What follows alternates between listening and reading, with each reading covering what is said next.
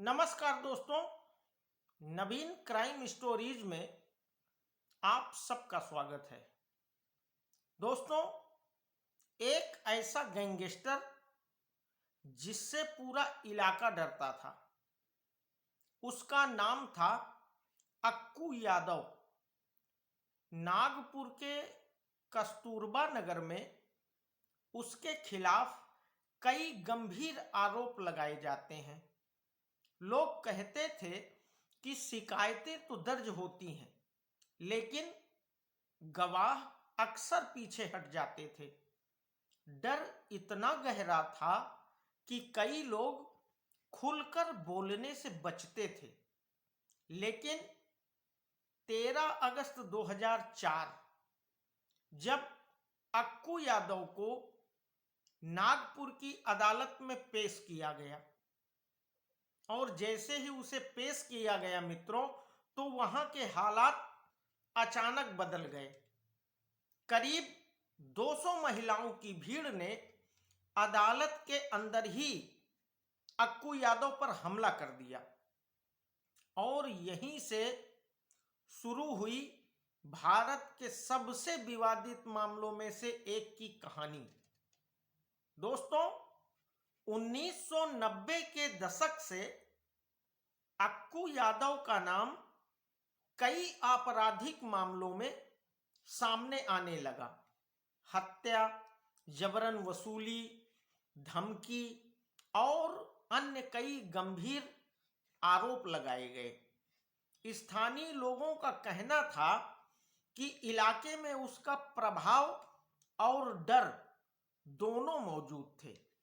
कई मामलों में अदालत में उसके खिलाफ पर्याप्त सबूत नहीं मिल पाए और वह बरी हो गया। तो क्या यह कानून की कमजोरी थी या डर की ताकत? इलाके में धीरे धीरे नाराजगी बढ़ रही थी।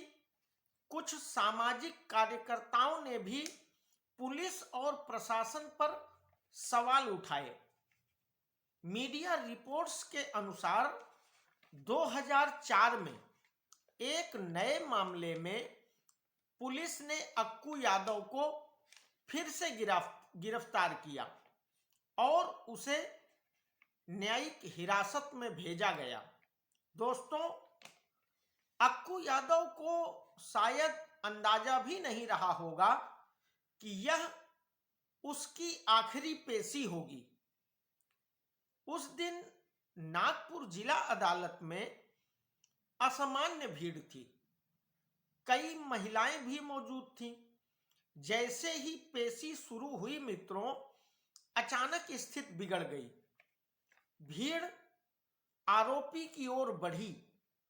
अदालत परिसर में अफरा तफरी मच गई और कुछ ही मिनटों में घटना ने भयावह रूप धारण कर लिया। सुरक्षा व्यवस्था पर्याप्त नहीं थी।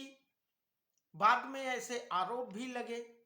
पुलिस और कोर्ट स्टाफ को हालत संभालने में थोड़ा समय लगा, लेकिन इस हमले में कुछ ही मिनटों में अक्कू यादव की वहीं मौत हो गई और यह घटना देश भर की सुर्खियों में आ गई। दोस्तों, यह सिर्फ एक व्यक्ति की मौत नहीं थी, बल्कि यह एक व्यवस्था पर उठता सवाल था। घटना के बाद लगभग 200 महिलाओं के खिलाफ केस दर्ज किया गया, लेकिन एक असामान्य स्थिति फिर से पैदा हो गई मित्रों। कई महिलाओं ने खुद को जिम्मेदार बताना शुरू कर दिया। कोर्ट रूम के अंदर ही पहचान और साक्ष्य जुटाना मुश्किल साबित हुआ। लंबी कानूनी प्रक्रिया के बाद इस मामले में अधिकांश महिलाओं को राहत मिल गई और पूरा मामला चर्चा का विषय बन गया। दोस्तों, जब भीड़ में मौजूद हर शख्स अपराध की जिम्मेदारी लेने लगे, तो आप ही बताइए मित्रों कि कानून किसे दोषी ठहराए। अब इस मामले में पूरा देश दो हिस्सों में बंट गया था। एक पक्ष का कहना था कि यह वर्षों के गुस्से और कथित प्रशासनिक असफलता का परिणाम था, तो दूसरा पक्ष वहीं यह कह रहा था कि अगर अदालत के अंदर भी भीड़ फैसला करने लगे तो न्याय व्यवस्था का क्या अर्थ रह जाएगा। और यह बात सत्य भी है दोस्तों। कोर्ट को अपना काम करना है, लोगों को अपना काम करना चाहिए। इस तरीके भीड़ तंत्र से न्याय तो संभव नहीं हो सकता। तो दोस्तों, यह घटना मॉब जस्टिस बनाम रूल ऑफ लॉ की राष्ट्रीय बहस बन गई। अब दोस्तों, सवाल यह था कि क्या यह न्याय था या कानून के लिए खतरे की घंटी। अगर लोगों का सिस्टम से भरोसा उठ जाए तो समाज किस दिशा में जाएगा। अक्कू यादव केस आज भी एक सवाल है कि डर बड़ा था या कानून कमजोर। आप क्या सोचते हैं मित्रों?